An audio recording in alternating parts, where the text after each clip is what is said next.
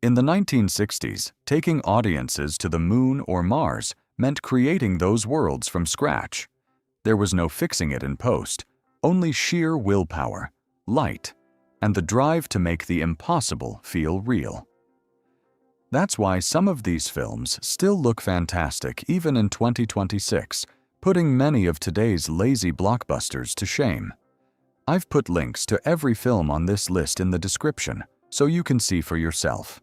And if I left out a classic, tell me about it in the comments. Robinson Crusoe on Mars tells you exactly what it is. A sci-fi version of the classic survival story, only this time the deserted island is Mars. The film was directed by Byron Haskin, who had already made The War of the Worlds. Commander Kit Draper and Colonel McReady are forced to burn through their fuel to avoid a meteoroid, and that leaves them stranded on the planet in separate landing pods.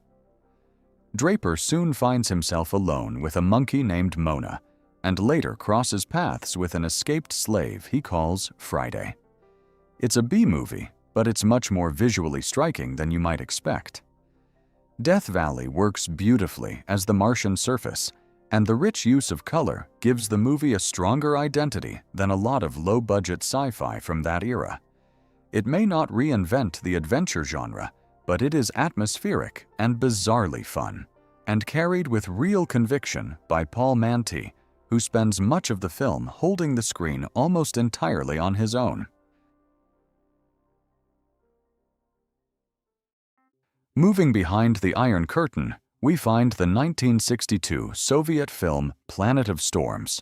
3 ships, Sirius, Vega, and Capella, are sent to explore Venus, but after the Capella is destroyed by a large meteor, the remaining crews decide to press on.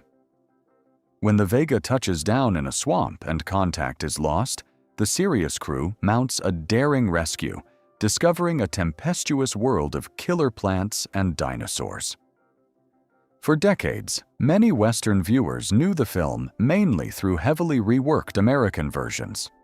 Roger Corman first repackaged it as Voyage to the Prehistoric Planet in 1965, before it was reworked again as Voyage to the Planet of Prehistoric Women in 1968. It wasn't until a 2009 DVD release that many viewers could finally see an uncut version. The surface scenes are incredibly colorful, featuring a flying exploratory vehicle and a bulky robot named John. One of the highlights comes when John carries the men across a stream of boiling mud, only to overheat and malfunction, forcing the crew to rewire his back panel while clinging to him mid-crossing. Planet of Storms might not be a masterpiece like Solaris, but its energy is worth praising. Our next film, First Men in the Moon, is a refreshingly original Herbert George Wells adaptation starring Lionel Jeffries as the eccentric Professor Cavor. Cavor creates cavorite, an anti-gravitational substance that allows him and 2 companions to travel to the moon. Deep beneath the lunar surface, they discover a lavish underground civilization populated by insect-like creatures known as selenites. Unlike many Wells adaptations, this one has a playful, almost mischievous tone. Much of that comes from Jeffries, who plays Cavor as both brilliant and faintly ridiculous. The production design leans fully into bright Technicolor fantasy, and Ray Harryhausen's effects do the rest. Despite having a name you might expect to find in a bargain bin somewhere, Planet of the Vampires is a fantastic time, and perhaps the best science fiction film ever made in Italy.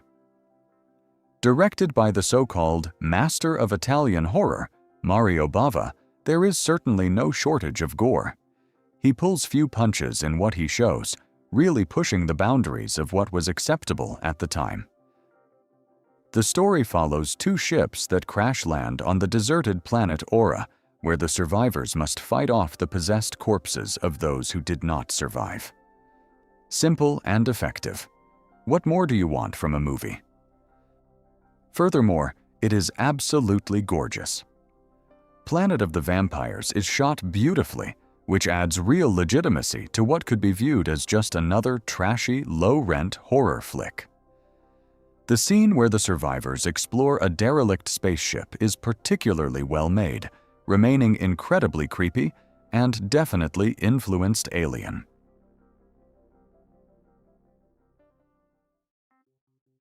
When you clicked on this video, you probably already knew 2001 would be here.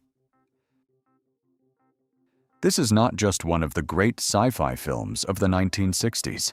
It is still one of the greatest science fiction films ever made, and one of the greatest films, period. Kubrick did not just make space look convincing. He changed what science fiction could look and feel like on screen. By capturing the scale, silence, and immensity of space with astonishing precision, he created a vision of the future that mesmerized audiences at the time and still feels remarkably powerful today. We all know the journey, but to talk about 2001 only in terms of plot is to miss the point. The story is sparse by design because Kubrick is working through images, sound, rhythm, and structure. From the wordless opening to the iconic use of classical music, the film becomes less a narrative you simply follow and more an experience you absorb. Nearly 60 years later, its handcrafted precision still puts a lot of modern digital spectacle to shame. It stretches across an almost impossible span of time and space, yet still feels more tangible and more fully imagined than many polished blockbusters today. 2001 is not just a landmark of science fiction, it is a monument of cinema. Arriving just a year after Kubrick changed audiences' perception of science fiction forever, it is understandable that Marooned has been condemned to being little more than a footnote in the genre's history. However, that is hardly justifiable. John Sturges's film is a slow-burning, tense drama featuring a stellar cast with Gregory Peck and Gene Hackman. The plot centers on 3 astronauts whose return to Earth is rendered impossible by a mechanical failure after 5 months in orbit. The film shifts between the tension in Houston and the claustrophobia of the command module, vividly imagining a rescue mission decades before Ron Howard's Apollo 13.